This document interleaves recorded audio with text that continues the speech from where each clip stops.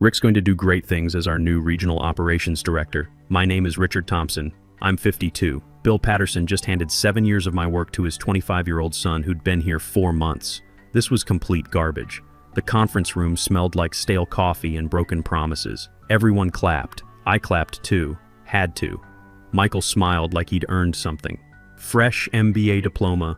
0 field experience. Nothing. Bill stood there grinning. His son. His little prince. Everyone knew it. Nobody talked about it. Rick's been invaluable getting Michael up to speed, Bill said. Like that made it better. Like 7 years of perfect evaluations and working weekends was just preparation for his kid. I nodded. Happy to help. Meeting ended. People shook Michael's hand. I gathered my stuff, moved slow. My head was clear now. Like when you wake up at 3 a.m. and suddenly understand exactly what's been eating at you for months. Bill caught my arm. Rick, stick around. We stood alone. He loosened his tie. Tried to look apologetic. Bill was 58, soft gut, thinning hair combed over to hide the bald spots. Got his position when his father-in-law stepped down. Same exact thing he just pulled with Michael. I know this might surprise you, he said, but Michael brings fresh perspectives. Sure. You understand, right? Nothing personal. I looked at him. I understand perfectly. He relaxed. Good. You're valuable, Rick. Valuable. Not valuable enough for the promotion. Valuable enough to train his son. I walked back to my desk. Office buzzed with normal activity. Phones ringing, keyboards clicking, people solving problems. Same old routine. I opened my laptop, stared at the screen. Then I started typing. Started at Atlas Construction Solutions, March 2017, right after my divorce finalized. Needed a fresh start. Defense facility construction across Texas seemed solid, something to build on. Honest work that paid $85,000 and let me sleep at night. You know how it is when you're starting over at 45. Army taught me plenty about engineering and leadership, but civilian corporate world plays by different rules. Spent 10 years in the Corps of Engineers building bridges and managing construction teams across 3 deployments. Good training for this work, except the Army promoted based on performance. Corporate world? Well, that's different. Bill hired me himself, shook my hand, said they needed someone with my background. I'd spent 8 years at my previous company before budget cuts eliminated my position. At 45, starting over sucked. But Bill made it sound promising. We're expanding fast, he said during the interview. Lots of opportunities for advancement for the right people. I became the right guy. Worked weekends when material deliveries were delayed. Stayed late when military inspectors had questions. Handled security clearance documentation across 6 government projects. Built relationships with contractors from Houston to El Paso. Army habits die hard. Show up early, stay late, get the mission done. Performance reviews were perfect. Bill always smiled. Always promised bigger things. Your management material, Rick. Just be patient. Patient. I was good at being patient. Army teaches you that. My son Tommy visited every other weekend. He was 18, heading to community college. Smart kid, noticed when his dad looked tired. Sometimes he'd find me at the kitchen table Sunday mornings. Laptop open, project emails. Dad, it's the weekend. Just catching up, building something good here. He'd shake his head, but he understood. His mom remarried a banker who worked reasonable hours and coached youth soccer. I was the dad who worked too much but sent tuition money on time. Never missed his games, had $1,800 alimony payments every month that reminded me why this job had to work out. When I told Tommy about the possible promotion, he got excited. My dad's going to be a director, he told his friends. Now I'd have to explain why that wasn't happening. First red flag showed up 8 months ago. Bill mentioned his son might join the company. Smart kid, just graduated with his MBA. I nodded, thought nothing of it. Companies hire graduates all the time. Start them entry level, let them learn the business. But Michael didn't start at the bottom. Started in the office next to Bill's with the title project coordinator and a salary I could only guess at. Bill introduced him around like visiting royalty. Michael's going to observe our processes, learn how we operate. Michael observed by sitting in my client meetings, taking notes while I explained federal compliance requirements, asked questions that showed he didn't understand the basics of what we did, but he was polite and eager, said yes sir and thank you like his mother raised him right. I trained him because that's what you do. Help the new person, even when the new person's last name is Patterson, even when his daddy signs your checks, even when you start to suspect where this is heading. See, defense construction isn't like building shopping malls. Government contracts require security clearances, federal compliance documentation, specific material certifications. Miss one regulation and the whole project shuts down. I learned this stuff over 7 years of dealing with military procurement officers who don't mess around. Michael was sharp enough, but book learning doesn't prepare you for a colonel calling at 6 a.m. because someone delivered the wrong steel specifications, and now his base expansion is 3 weeks behind schedule. I knew for sure 4 weeks ago. Stayed late finishing quarterly compliance reports, going through contractor performance metrics, federal regulation updates. Office was empty except security. Headed to the break room for coffee when I heard voices from Bill's office. Door was cracked open. Sound carried better than people realized. The board's going to ask questions, Bill was saying. Michael's only been here 4 months. Deeper voice. Older. James Wilson from corporate. You, said Rick was ready for promotion. Rick's solid, but Michael's family, and he's got the MBA. Board likes degrees. What about Rick's experience? Bill laughed. Not mean, not kind either. Rick's a good worker, reliable, but he's not executive material. He'll keep doing what he's doing, make good money. Everything works out. I stood in that hallway for 45 seconds, listening to them plan my future. Michael would get Henderson's old position, the same position I'd been working towards since 2017. I'd train him, support him, pretend to be grateful. Rick won't cause problems, Bill continued. He's got a son, alimony payments. He needs this job. He'll fall in line. He'll fall in line. Like I was some horse being broken to saddle. Like 7 years of loyalty had earned me the right to be grateful for scraps. I walked away quiet. Didn't want them to hear my footsteps. Went back to my desk. Saved my work. Left the building. Drove home in complete silence. Couldn't sleep that night. Kept thinking about Bill's words. My ex-wife always said I was too accommodating. You let people walk over you, Rick. Stand up for yourself for once. Maybe she'd been right. Next morning I came to work different. Watched Michael closer. Noticed how Bill included him in executive meetings while keeping me focused on day-to-day operations. Saw how other managers started deferring to Michael on decisions that should have been mine. 4 weeks later, sitting in that conference room, watching Michael accept congratulations for a job he hadn't earned. I knew what I had to do. Bill thought I needed this job, thought I'd shut up because I had bills and a son and monthly alimony checks. He was wrong about everything. Opened my laptop, started typing resignation letter. Hands were steady. Head was clear. For once in my life, I knew exactly what I was going to do. I submitted my resignation letter at exactly 4:30 p.m. Friday. Bill had just returned from walking Michael around the construction yard, showing him what he called his domain. I knocked on his door, handed him the envelope. This is my 2 weeks' notice. Bill's face went through several expressions: confusion, disbelief, then something that looked like panic. He tore open the envelope, read quickly. Is this a joke? No, sir. You can't be serious. You're leaving because Michael got the promotion? I stayed quiet, let him fill the silence. Bill stood up, paced behind his desk. Rick, let's be reasonable here. You're upset. I get it. But walking away from 7 years of building your career, that's not smart. I've made my decision.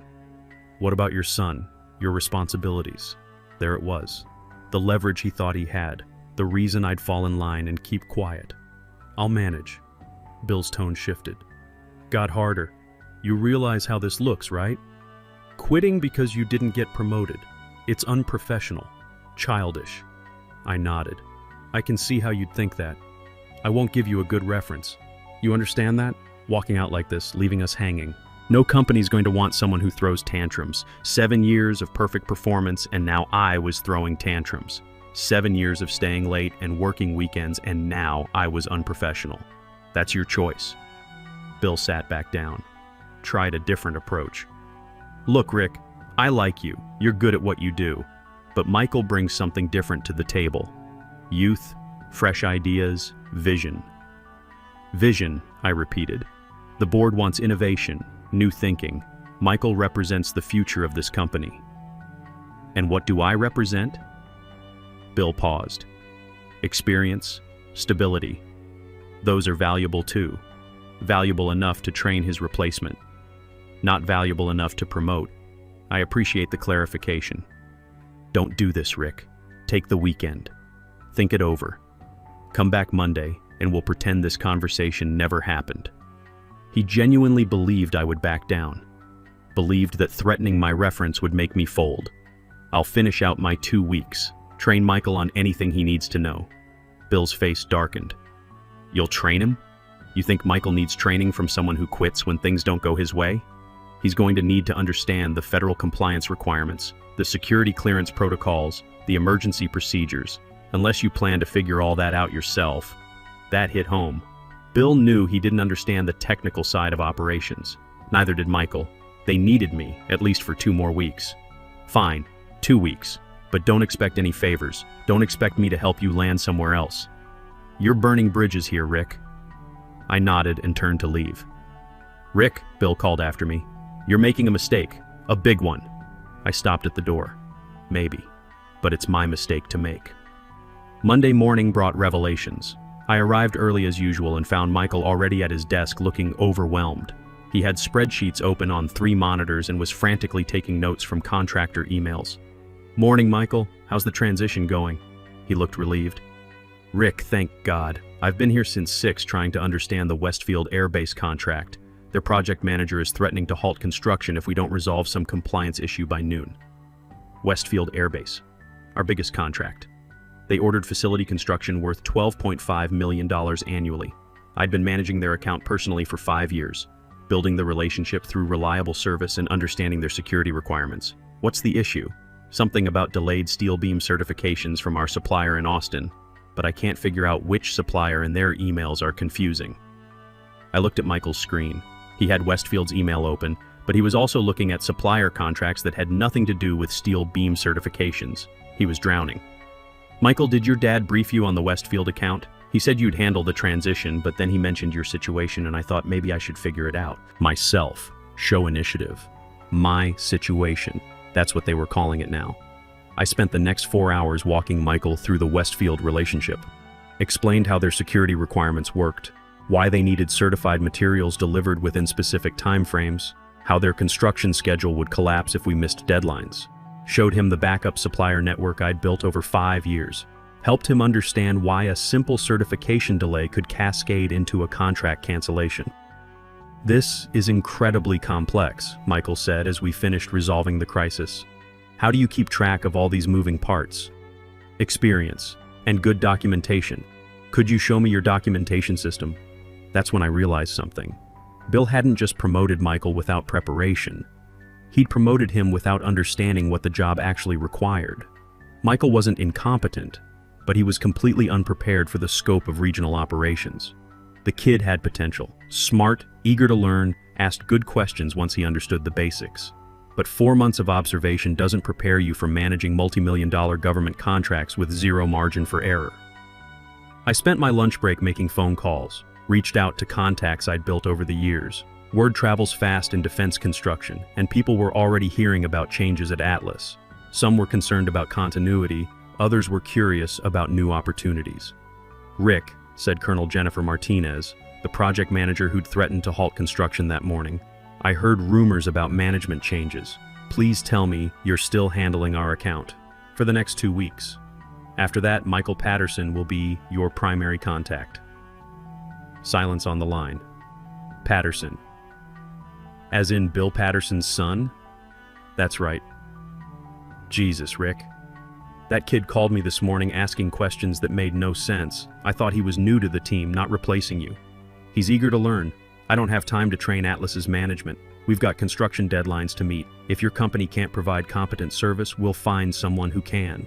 That conversation repeated itself 5 times with 5 different major contracts. Westfield Air Base, Fort Hood expansion, all saying the same thing. By the end of the day, I had a clearer picture of what would happen after I left. Michael would struggle, contracts would get frustrated, Bill would panic and try to micromanage operations he didn't understand.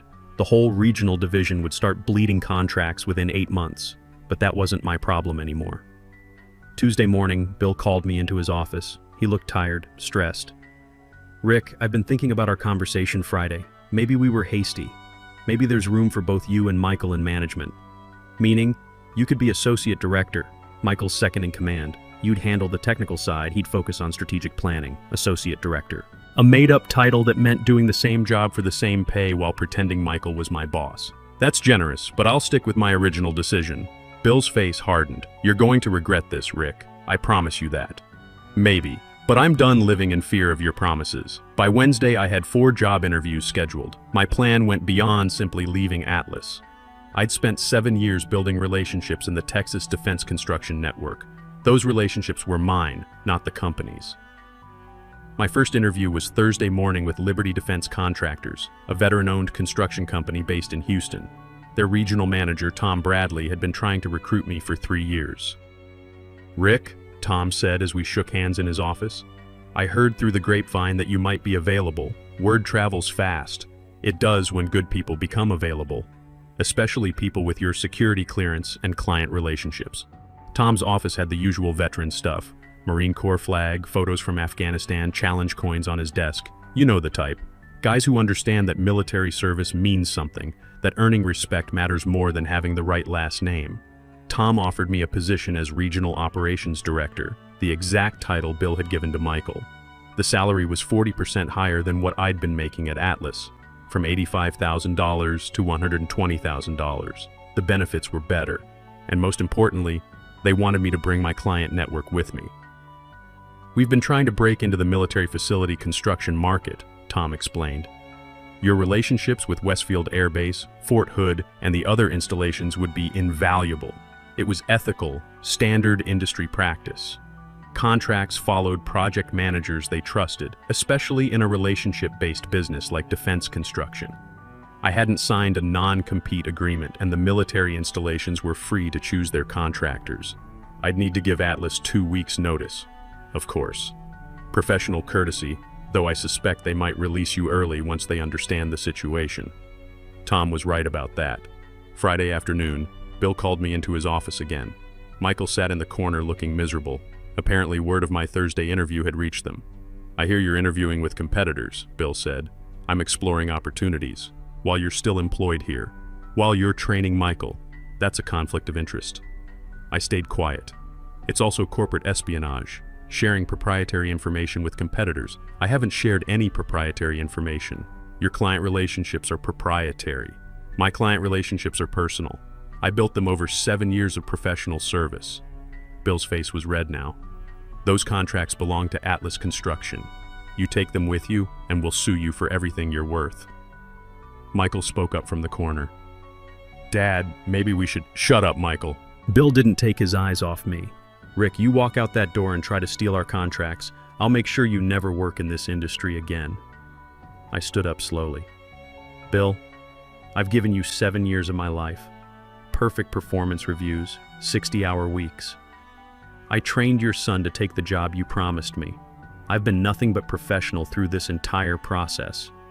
And now you're threatening me. I'm protecting my business. I'm finishing my 2 weeks' notice and moving on to a better opportunity. What happens after that depends on how you handle the transition." Bill leaned back in his chair. "We'll see about that." I walked to the door, then turned back. "Michael, if you need help with anything over the next week, just ask. Despite what your father thinks, I want you to succeed." Michael nodded gratefully. Bill glared. I spent my last week at Atlas documenting everything Michael would need to know. Not because Bill deserved it, but because Michael was 25 years old and had been thrown into a situation beyond his control. The people who depended on our construction projects deserved better than chaos. The kid actually had potential once you got past the inexperience. Asked smart questions, took detailed notes, understood the technical aspects faster than I expected. Problem was, he needed about 2 years of mentoring to handle the job Bill had dumped on him. On my final day, I cleaned out my desk, said goodbye to coworkers, and handed Bill my security badge. "This isn't over," Bill said. "For me it is," I replied. I walked out of Atlas Construction feeling lighter than I had in years. Starting at Liberty Defense was like coming home.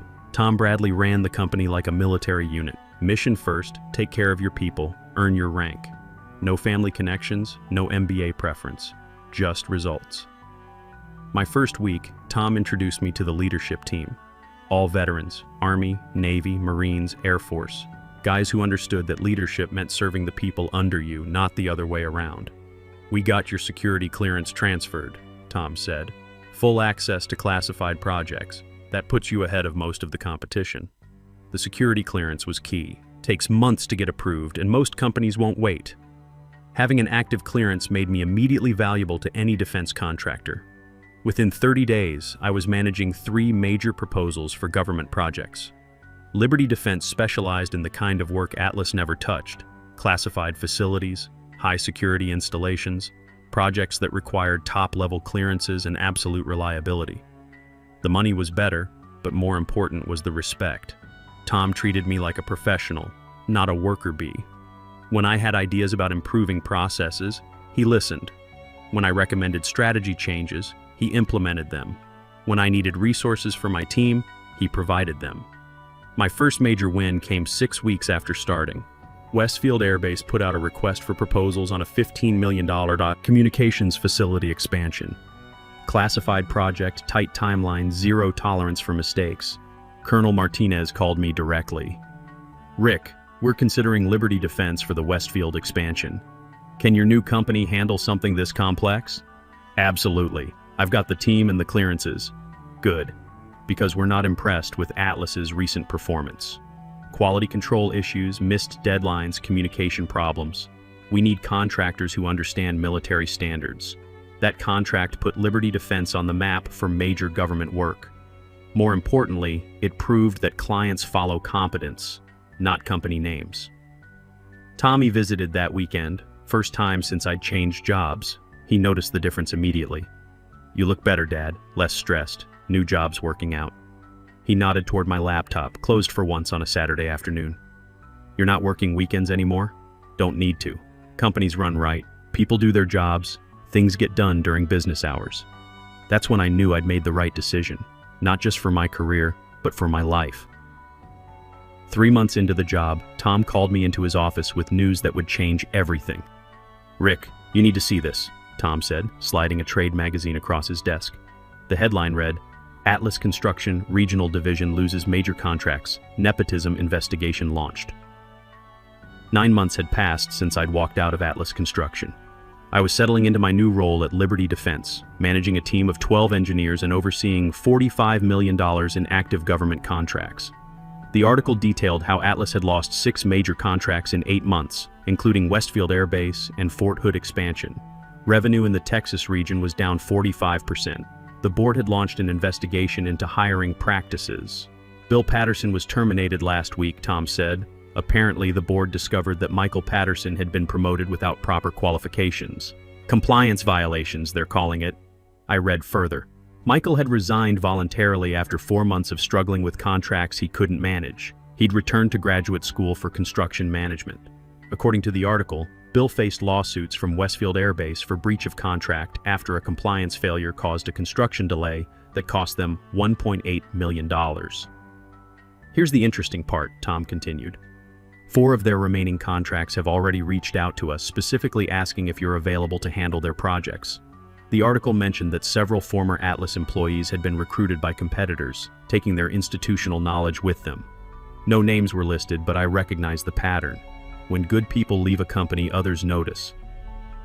"What goes around comes around," Tom said. "Bill Patterson spent 7 years taking you for granted. Now he's unemployed while you're building our Texas division." I folded the magazine and handed it back. "Feel bad for Michael. Kid got thrown into a situation he wasn't ready for. Michael will be fine. He's young. He'll learn from this." "Bill, on the other hand," Tom shrugged. "Hard to feel sorry for someone who threw away good people to promote family." The revenge was sweeter than I'd expected, but it wasn't personal satisfaction that mattered most. It was professional vindication. The clients who'd trusted me for years followed that trust to Liberty Defense. They understood the difference between earned competence and inherited position. Colonel Martinez called me the next week. "Rick, we're putting together a 5-year master facilities plan for Westfield. $80 million in construction projects. Liberty Defense interested? Absolutely. I'll put together a proposal team. Good, because we need contractors who understand military standards. Atlas taught us what happens when you prioritize family connections over professional competence. That single conversation represented more business than Atlas's entire regional division handled in a typical year. Military clients don't forget competence, and they don't tolerate incompetence. Bill's decision to promote Michael hadn't just cost him his job, it had destroyed Atlas's reputation in the defense construction community. 6 months later, I was driving through Dallas on business when I stopped for lunch at a diner near the airport.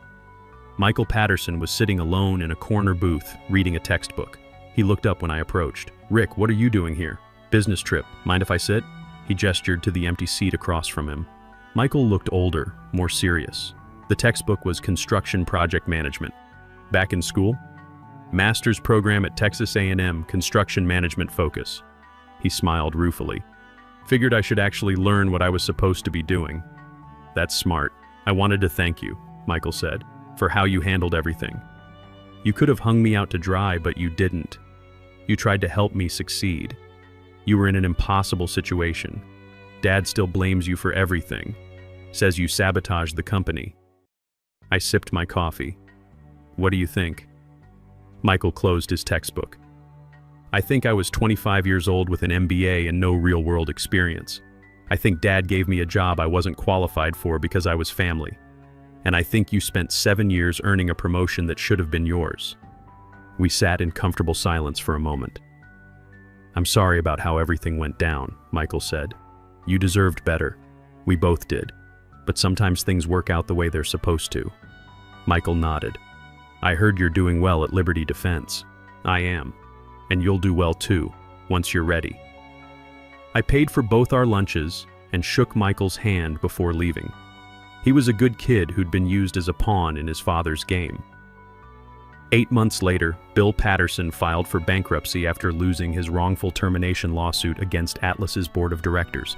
The court ruled that nepotistic hiring practices violated his employment contract and company policies. His severance package was revoked, and he was ordered to pay legal fees.